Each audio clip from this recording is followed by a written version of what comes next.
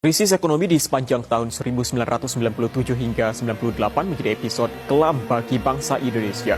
Nilai rupiah terjun bebas, harga kebutuhan pokok meroket, sejumlah industri dan perusahaan gulung tikar.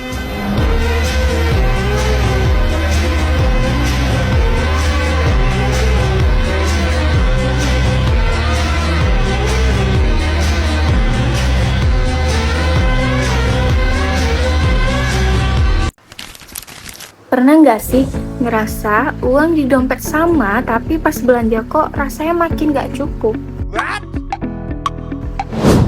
Bayangin kalau itu bukan cuma kamu yang ngerasain, tapi hampir semua orang di Indonesia, dan itu beneran terjadi. Bayangkan sebuah pagi di tahun 1998, orang-orang pergi ke pasar seperti biasa, tapi ada yang berbeda. Harga barang di pasar tiba-tiba naik jauh lebih tinggi dari biasanya. Beberapa hari kemudian, kabar buruk datang silih berganti. Perusahaan mulai kesulitan, bahkan ada yang tutup, banyak orang kehilangan pekerjaan.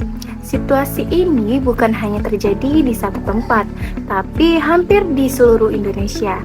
Inilah yang terjadi pada tahun 1997 sampai 1998 dalam peristiwa yang dikenal dengan Krisis Finansial Asia 1997. Halo semua, perkenalkan nama saya Laila Moldia dengan NIM 06031282429056 dari Program Studi Pendidikan Ekonomi Fakultas Keguruan dan Ilmu Pendidikan Universitas Sriwijaya. Jadi dalam video kali ini saya akan membahas kasus krisis moneter di Indonesia pada tahun 1997 sampai 1998, mulai dari bagaimana krisis ini terjadi, penyebabnya, dampaknya, hingga ke alternatif dalam kebijakan moneter.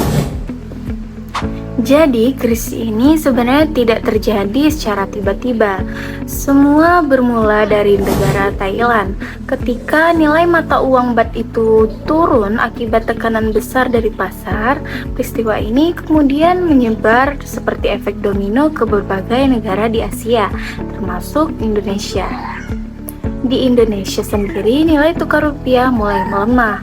Awalnya mungkin terlihat seperti gejolak biasa, tetapi dampaknya sangat besar, terutama bagi perusahaan yang memiliki utang dalam dolar.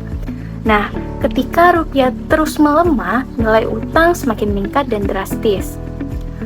Perusahaan yang sebelumnya stabil memulai kesulitan membayar utang dan satu persatu mengalami kebangkrutan. Kondisi ini kemudian merambat ke sektor perbankan. Bank mengalami krisis likuiditas, kredit bermasalah meningkat, dan kepercayaan masyarakat terhadap sistem keuangan mulai menurun. Seiring berjalannya waktu, dampaknya semakin terasa dalam kehidupan masyarakat. Harga kebutuhan pokok naik, banyak orang kehilangan pekerjaan, dan kondisi hidup yang menjadi semakin sulit. Nah, dari sini, krisis ekonomi mulai berubah menjadi krisis sosial. Mahasiswa mulai turun ke jalan dan aksi demonstrasi terjadi di berbagai kota, menuntut perubahan dan perbaikan kondisi negara.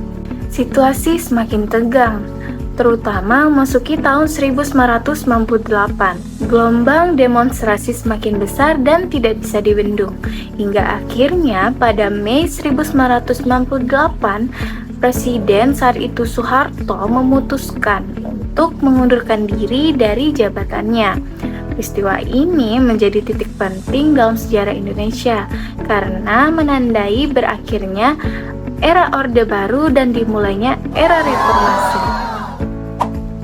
Jika kita telah lebih dalam, krisis ini terjadi karena kombinasi berbagai faktor. Secara mekanisme, krisis ini terjadi secara berantai, yang dimana dari nilai tukar rupiah melemah menjadi beban utang yang meningkat, menjadi perusahaan yang gagal bayar, dan bank pun terdampak, dan muncullah krisis kepercayaan hingga ke kondisi ekonomi semakin memburuk.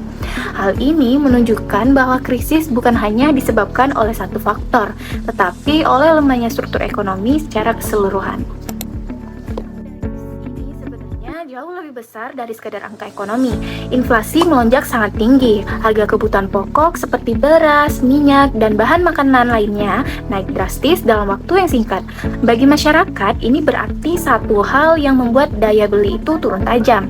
Banyak keluarga yang sebelumnya hidup cukup, tiba-tiba harus berjuang untuk memenuhi kebutuhan sehari-hari. Di sisi lain, perusahaan yang tidak mampu bertahan mulai melakukan PHK massal.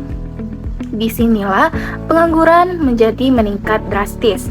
Banyak orang kehilangan pekerjaan, kehilangan penghasilan, dan kehilangan rasa aman secara ekonomi.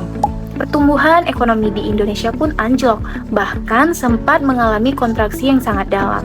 Nilai tukar rupiah jatuh tajam yang membuat kondisi semakin tidak terkendali. Namun dampaknya tidak berhenti di situ saja. Krisis ini berkembang menjadi krisis sosial dan kemiskinan pun meningkat, kesenjangan sosial semakin terasa, dan tekanan hidup masyarakat semakin berat. Rasa kecewa dan ketidakpuasan terhadap kondisi ini pun mulai meluas. Masyarakat mulai mempertanyakan keadaan. Dan dari sinilah, krisis ekonomi berubah menjadi krisis kepercayaan. Kepercayaan terhadap sistem ekonomi menurun, bahkan kepercayaan terhadap pemerintah ikut terguncang. Situasi ini akhirnya memicu gelombang protes dan demonstrasi besar di berbagai daerah, yang pada akhirnya membawa Indonesia ke titik perubahan besar dalam sejarahnya. Mengatasi krisis ini, Indonesia harus bekerja sama dengan International Monetary Fund dalam program pemulihan ekonomi. Salah satu kebijakan yang dilakukan adalah kebijakan moneter kontraktif, seperti menaikkan suku bunga untuk menekan inflasi dan menstabilkan nilai tukar. Selain itu, dilakukan juga penutupan bank yang bermasalah dan restrukturisasi sektor perbankan. Kedepannya, ada beberapa alternatif yang bisa dilakukan pemerintah, seperti menerapkan sistem nilai tukar yang lebih fleksibel, memperkuat pengawasan perbankan, menjaga cadangan devisa, serta meningkatkan koordinasi kebijakan ekonomi. Dalam hal ini, peran Bank Indonesia juga sangat penting dalam jaga stabilitas ekonomi. Dari pembahasan ini, kita dapat melihat bahwa krisis finansial Asia 1997 bukan hanya krisis ekonomi, tapi juga krisis yang berdampak luas hingga ke aspek sosial dan politik. Krisis ini menjadi pelajaran penting bahwa stabilitas ekonomi harus selalu dijaga karena dampaknya bisa sangat besar bagi kehidupan masyarakat. Harapannya, dengan kebijakan yang lebih baik, krisis serupa tidak terulang di masa yang akan datang. Mungkin itu saja dari saya. Terima kasih dan sampai jumpa.